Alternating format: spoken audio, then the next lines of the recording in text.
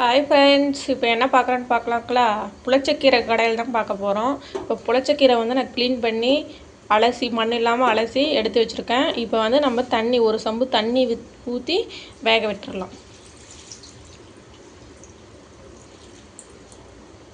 இப்போ பாருங்கள், இப்போ அடுப்பில் வச்சாச்சு. இப்போ வெந்ததுக்கப்புறம் பார்க்கலாம் புளிச்சக்கீரை. இப்போ பாருங்கள் ஃப்ரெண்ட்ஸ், புளிச்சக்கீரை நல்லா வெந்துக்குச்சு. இப்போ வந்து அடுப்பை ஆஃப் பண்ணிடலாம். அடுப்பை ஆஃப் பண்ணிவிட்டு தண்ணியை வந்து இருத்திட்டு பார்க்கலாம். வேக வச்ச புளிச்சக்கீரையை இப்போ தண்ணியை இருத்திட்டு இப்போ வச்சுருக்கோம். அந்த தண்ணி ஊற்றக்கூடாது, தண்ணி வேஸ்ட்டு தான். அந்த தண்ணி எதுக்கு யூஸ் பண்ணிக்கலாங்கன்னா, பாத்திரம் கழுவு, பித்தாளை பாத்திரம் இருக்குதுங்களா, அது கழுவுக்கான யூஸ் பண்ணிக்கலாம். இப்போ வந்து நம்ம தாளிச்சிடலாம், கீரையை தாளிக்கலாம். ஃபஸ்ட்டு எண்ணெய் ஊற்றிக்கலாங்களா? சட்டி காஞ்சிச்சு, எண்ணெய் ஊற்றிக்கலாம். இன்னும் இந்த மண் சட்டியில் கடைஞ்சிங்கன்னா இன்னும் சூப்பராக இருக்கும்.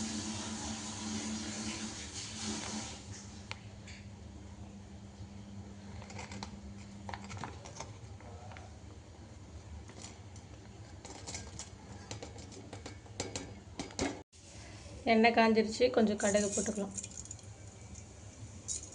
கடுகு பொரியுது. இப்போ வந்து சின்ன வெங்காயம் போட்டுக்கலாம். இதுக்கு வந்து சின்ன வெங்காயம் ரொம்ப நல்லாயிருக்கும். நிறையாவே சின்ன வெங்காயம் சேர்த்துக்கலாம்.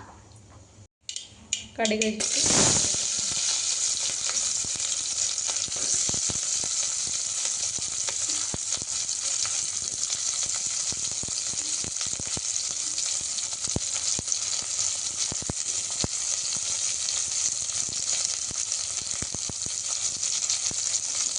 இதுக்கு 4 பல் பூண்டு நான் சின்ன சின்னதாக நறுக்கி வச்சுருக்கேன், அதையும் சேர்த்துக்கலாம்.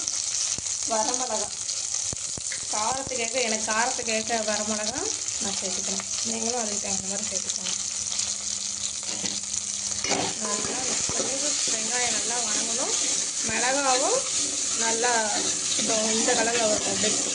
லைட்டாக தீஞ்ச மாதிரி இல்லாமல் லைட்டாக இருக்கணும், தீஞ்ச மாதிரி இருக்கணும் மிளகாய். அப்போ தான் நல்லா இருக்கணும். நல்லா பாருங்கள், வணங்கிட்டு இருக்குது வெங்காயம். போது இந்த டைமில் வந்து நம்ம தக்காளி சேர்த்துக்கலாம். ஒரு சின்ன தக்காளி தான், நான் 1.5 தக்காளி சேர்த்துக்கிட்டேன்.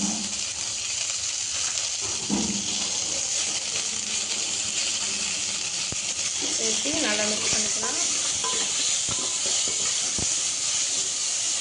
பாருங்கள், கல்லுப்பு சேர்த்துக்கலாம். தேவையான கல்லுப்பு. வெங்காயமும் தக்காளி நல்லா வணங்குறதுக்காக கல்லுப்பு சேர்த்துக்கலாம். இந்த டைமில் நீங்கள் கத்திரிக்காயும் எனக்கு பிடிக்கும் அப்படின்னா கத்திரிக்காயும் இந்த டைமில் சேர்த்து நீங்கள் வதக்கிக்கலாம். புளிச்சக்கீரைக்கு கத்திரிக்காய் போட்டாலும் நல்லாயிருக்கும். கத்திரிக்காவும் நீங்கள் சேர்த்துக்கலாம். நான் இப்போ வந்து கத்திரிக்காய் சேர்த்துக்கல.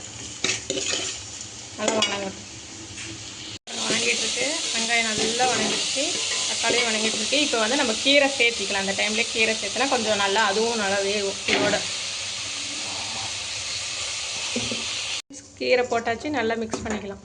கீரையும் வெங்காயமும் தக்காளி மிளகாய் எல்லாமே மிக்ஸ் பண்ணிக்கலாம். உப்பு கொஞ்சம் சேர்த்திருக்கோம், நம்ம அப்புறம் கூட உப்பு செக் பண்ணிட்டு சேர்த்துக்கலாம். வந்து நம்ம வெந்தயமும் சீரகமும் நல்லா வறுத்துக்கலாம். வறுத்து பொடி பண்ணி போட்டோம்னா நல்லாயிருக்கும். வெந்தயம் ஒரு ஸ்பூனே போட்டுக்கலாம். நல்லா தாராளமாக போட்டுக்கிட்டு மிச்சம் இருந்தால் கூட நம்ம வேறு இந்த சாப்பாடு கூட யூஸ் பண்ணிக்கலாம். புளி சாப்பாடு கூட யூஸ் பண்ணிக்கலாம். நல்லா ப்ரௌன் கலரில் மாறட்டும். ஆஃப் பண்ணிடலாம். நல்லா புரிஞ்சிச்சு, ஆஃப் பண்ணிடலாம். இது ஆறட்டும். நல்லா ஆறுனதுக்கப்புறம் பொடி பண்ணி அதில் சேர்த்துக்கலாம். வறுத்த சீரகமும் வெந்தயமும் பொடி பண்ணி அம்மிக்கல்லையே நம்ம இடித்து பொடி பண்ணி வச்சுருக்கோம். இதை வந்து அதில் சேர்த்துக்கலாம்.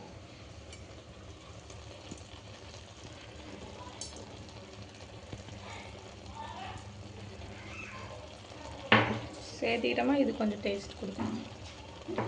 அப்படியே கிளறி விட்டுக்கலாம். பாருங்கள் ஃப்ரெண்ட்ஸ், கீரை ரெடி. இப்போ வந்து நம்ம கடைஞ்சிக்கலாம். இப்போ கடைஞ்சிட்டு பார்க்கலாம். பாருங்கள் ஃப்ரெண்ட்ஸ், புளிச்சக்கீரை கடைஞ்சாச்சு. நாங்கள் மத்தில் தான் கடைவோம், மிக்சிலெலாம் போட்டு அடிக்க மாட்டோம். மத்தில் கடைஞ்சால் தான் டேஸ்ட்டாக இருக்கும். உங்களுக்கு பிடிச்சிருந்தால் லைக் பண்ணுங்கள், ஷேர் பண்ணுங்கள், கமெண்ட் பண்ணுங்கள். மறக்காமல் சப்ஸ்கிரைப் பண்ணிக்கோங்க. பாய்.